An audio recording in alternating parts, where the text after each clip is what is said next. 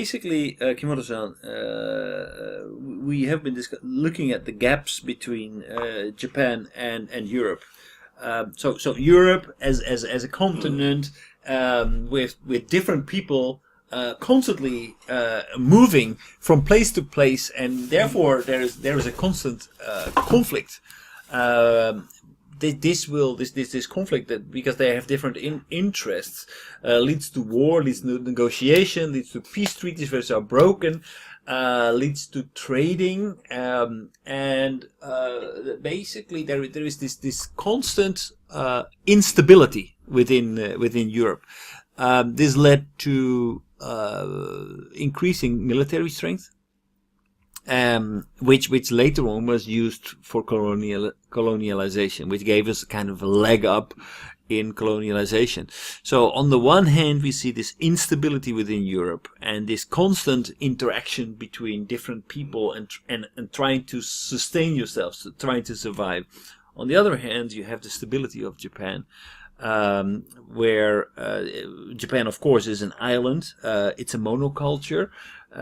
Because there are basically no foreigners. It has an imperial family that has been ruling for more than 2,500 years. It's a country that is very stable, where there have been less frictions, and it's more characterized by stability as opposed to instability. When we look at the spiritual side, then basically Europe has two sides, spiritual sides. So we have the religion, Christianity, and Christianity basically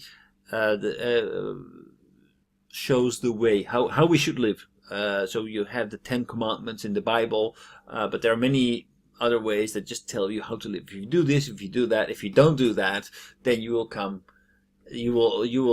when you die, you go to heaven. That's the actually, by the way, that's a very good news that you saw that it was peaceful, that maybe you would go to heaven then. What do you mean?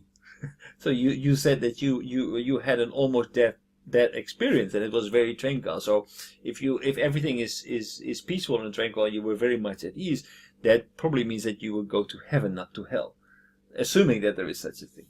Oh, hell! I don't know, but especially Buddhist in the Himalayan areas, Buddhist, they have heavy experience for the understanding for the next world, another world. But I don't know the deviled world. Well, in Christianity we have heaven and hell, and basically that is the power of the church. So the church is the access to God. It helps you to access God, and God decides between heaven and hell. So nobody wants to go to hell. Therefore, if you want to get closer to God, you need the church. Therefore, people dedicate themselves to the church, and the church, in exchange, they receive. I know that if I'm going to die, is another world is very peaceful. Okay, but just peaceful. Right. I'm very comfortable. I know that. Well, my father also said the same. He experienced? Yeah. Oh, really? Yeah. But you're talking about devil's world. Do we have it? I don't know. I don't know if anybody ever came back from an almost dead experience and then said, "Oh, I felt like I was going to hell." I don't think it exists. I'm not hell. Christian. I don't think hell exists. Exactly. I think it's just it was a very smart invention. But I tell you, a dead person is usually. You don't have such a thing in Buddhism, right? There is no such thing in Buddhism? Maybe they have. Hell? Yeah. Really? Yeah, I think they have. Do you know if there's any other religion where they have something like hell? I don't know. I don't know. But do you know, Kimoto-san? Mm-hmm. Is there any such thing as hell in any other religion than Christianity? Christianity? So, is there any religion other than Christianity that has a hell. Has a hell. Other hell.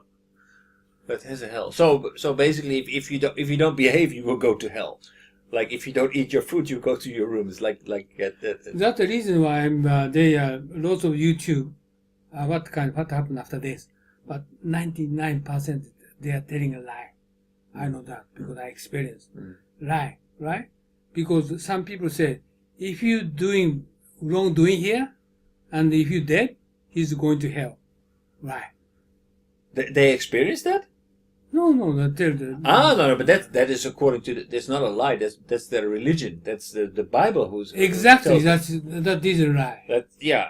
Well, not experience. Right? It's not proven. It's not proven. This is a Christian. But I don't think who wrote this? I understand. Oh, this is a Christian talking about that. Right. Telling out that. Of course. Oh, this after this this is coincide. It's going to happen after you death. No, it's shit. Not true. But that's their religion, right? So basically, people believe in what's written in the Bible. It doesn't make sense to me either because I don't believe in. I'm not a Christian, but everybody after this feel But I don't think any of those videos. I don't believe anybody came back from and thought, oh, I'm going to hell, right? No emotion. No emotion, no panic, no panic. Very peace. So, I mean, that's interesting, actually. So that is like we were talking about. What's his name? The German guy. The Power of Now. Oh, all right. Eckhart Tolle. Eckhart Tolle. He also says, okay, well, basically, if you don't have a past or a future, if you only have the now, there's no reason to panic. There's no reason to stress because you only have now, right? So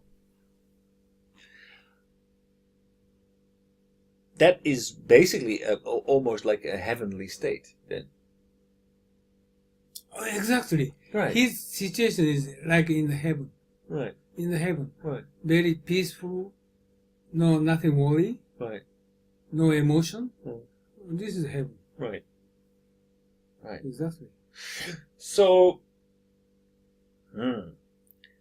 I think, I mean, by design, Christianity, the Bible, has been designed very well. If you're very skeptical, like I'm quite skeptical about it because I think it was designed to rule and dominate the people.